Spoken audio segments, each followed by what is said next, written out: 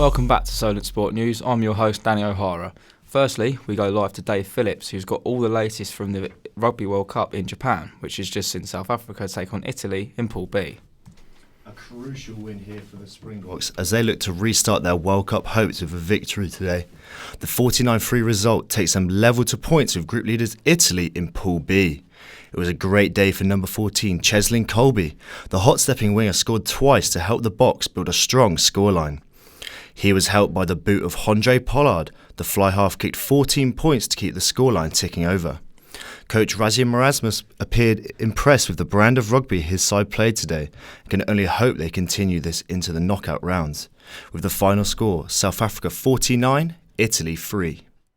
Looking ahead to the weekend's action, and England have their toughest challenge of the competition so far as they face Argentina. Argentina beat Tonga 28-12 in their previous game in Pool C, and England coach Eddie Jones feels he has done everything to ensure his side a win on Saturday and a chance of reaching the quarter-finals for the first time since 2011. We worked hard on creating training situations to equip the players for it. The players have worked hard off the field to handle situations well, but like anything, it's a bit like a tea bag, isn't it? You don't know how good it is until you put it in hot water. Katarina Johnson won her first gold medal at the World Championships in Doha. The Brit not only smashed her own personal best, but beat the British record. This was the 26-year-old Scouser's first medal at the outdoor event at this level and ended on 6,091 points, beating the 2017 champion by 304 points. Johnson spoke of her delight to the media. I've not had a heptathlon like that since I was a junior, so I've been waiting for that moment. I've been seeing other athletes get PBs and a big score, and I'm just so happy that I was able to compete and level up. Keeping with athletics, and Mo Farah's former coach Alberto Salazar has been found guilty of doping violations. After a 4-year investigation, the US anti-doping agency finally concluded his fate. IOC President Thomas Bach believes all his athletes who train with Salazar should be tested. He said, "We are confident that WADA will look into this case very carefully and will follow up on any questions which remain after this report." In MotoGP, Marc Marquez avoided a near-miss scare ahead of the Thai Grand Prix. The Spaniard was hospitalised after being involved in a car crash during training. Marquez, who is chasing his 6th world title, slid off his bike round in Turn 7. Luckily, the driver was declared fit by doctors and looks to compete this weekend. Andy Murray has bowed out in the Chinese Open quarter-final. The Brit lost in straight sets to top seed Dominic Thiem, and the Austrian beat Murray 6-2, 7-6. This was Murray's first quarter-final since September 2018, following his career-saving hip journey in January as he continues to rediscover his singles form.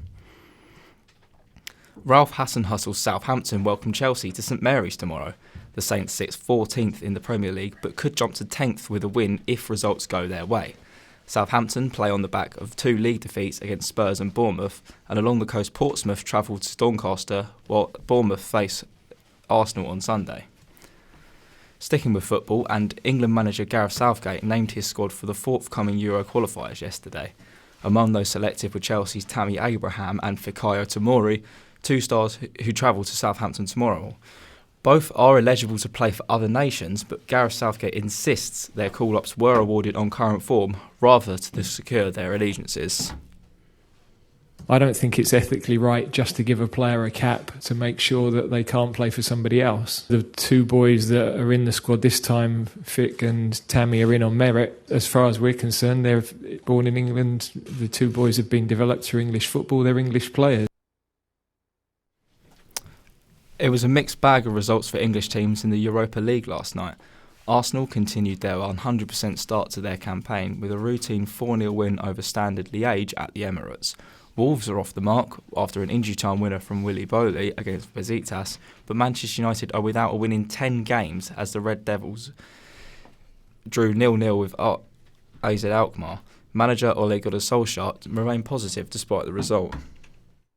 It's a good point away from home against a good opponent, difficult opponent, very difficult surface. Remember they beat Feyenoord 3-0 away from home just now. We made many changes and I'm very pleased. And now we're joined by Ben Pett in the studio, who's going to give us a roundup of all the Premier League action this weekend. Ben? Yeah, so the 12:30 kickoff tomorrow, we have Brighton versus Tottenham. Tottenham obviously playing on the back of a 7-2 home defeat to Bayern Munich. Norwich City play Aston Villa. Bottom of the table, Watford will be looking for their first win under their new boss. They face Sheffield United at home. Burnley will be playing Everton. Table toppers Liverpool will be playing Leicester City, who are also in good form under Brendan Rodgers. He returns to Anfield for the first time since leaving them. West Ham play Crystal Palace in the evening kickoff at 5:30. On to Sunday, and Southampton will host Chelsea. Southampton are currently 14th in the table, but they could go up to 10th if results go their way. Man City, who currently sit behind Liverpool just by 5 points, will face Wolves at home. Arsenal face Bournemouth at home, and Newcastle will welcome Manchester United. Cheers for that, Ben. That's all from us. I'll be back in an hour.